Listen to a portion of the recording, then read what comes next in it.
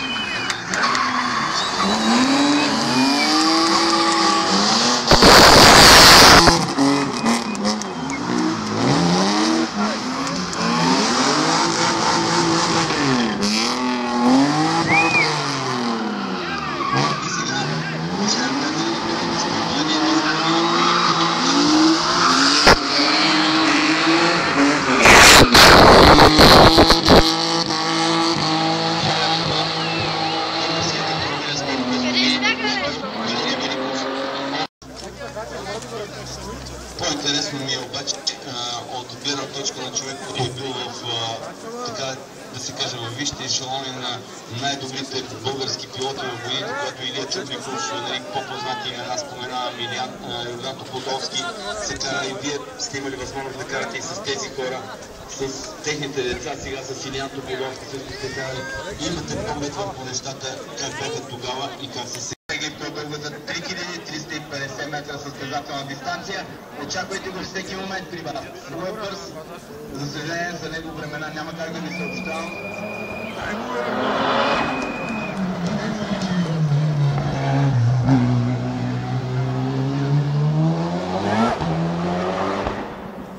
С Николай Златков в начало.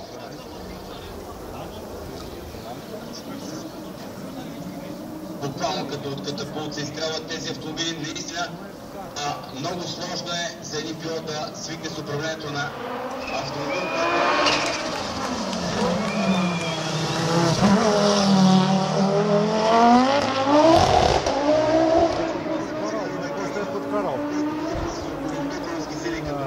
Но пък амбицията на вече по трасето.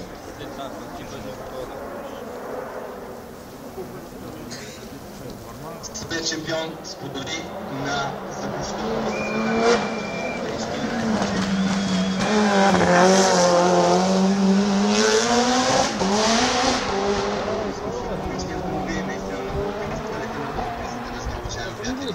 помагат. Плана Стайко вече по трасето. Този автомобил, не забравяйте, е с международна комуникация в RC4.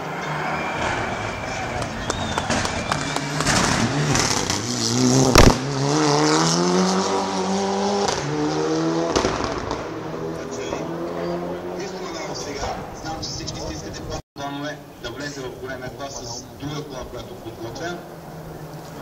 Дай Боже да е успешен.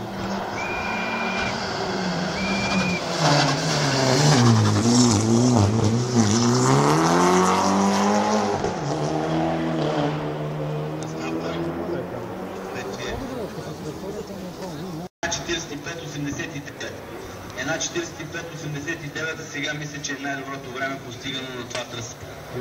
Една 45-89.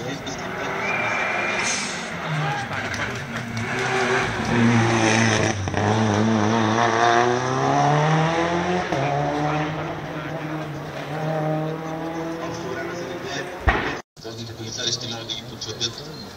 По-късно Георги Василев сега по трасето.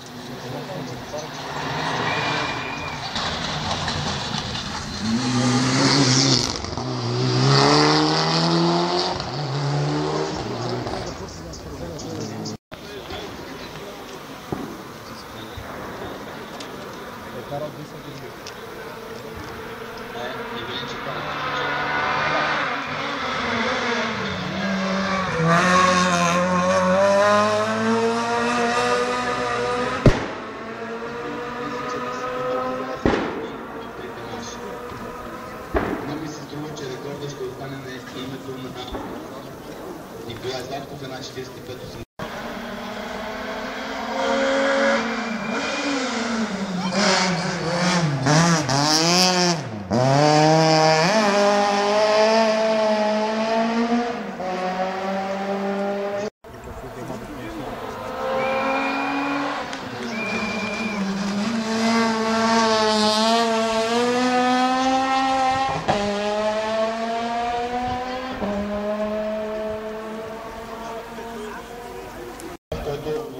момента се готви с сериозна атака за победата в крат AC3 срещу Ивелин Чифан.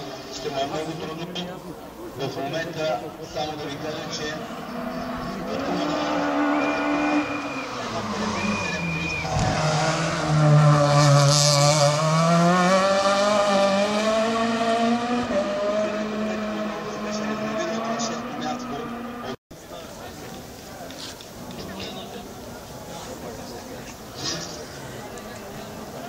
и така, сега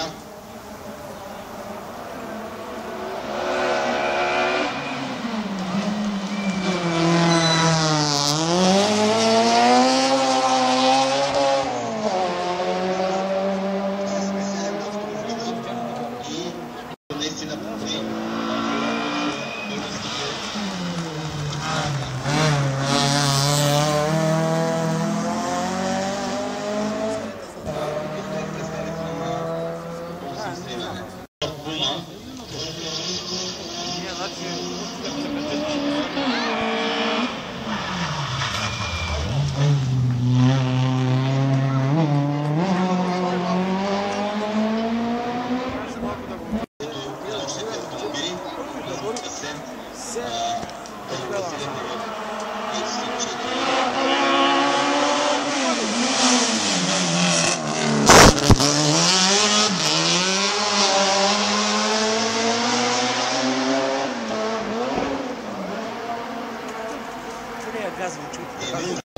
което е 2:61 от трети мач, също много по-добра.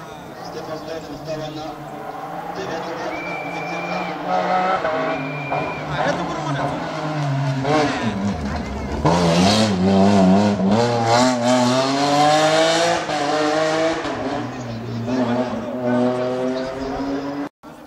Има 18 обратни завоя, виж. Става ги бройките на паса за много. Това ще ги преброя майка му. 2:04:10 лото на Вулвет.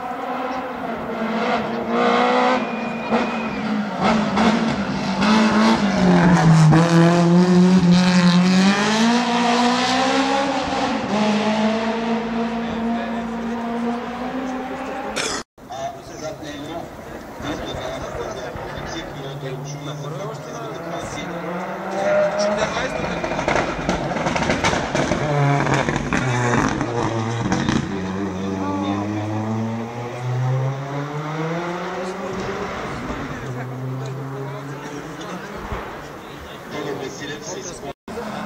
Няма твърдост.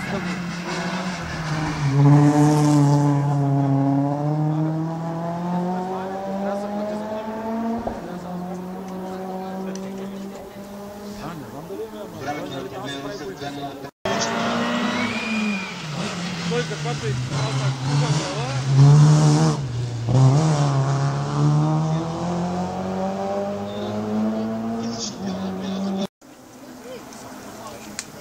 Много добре потегли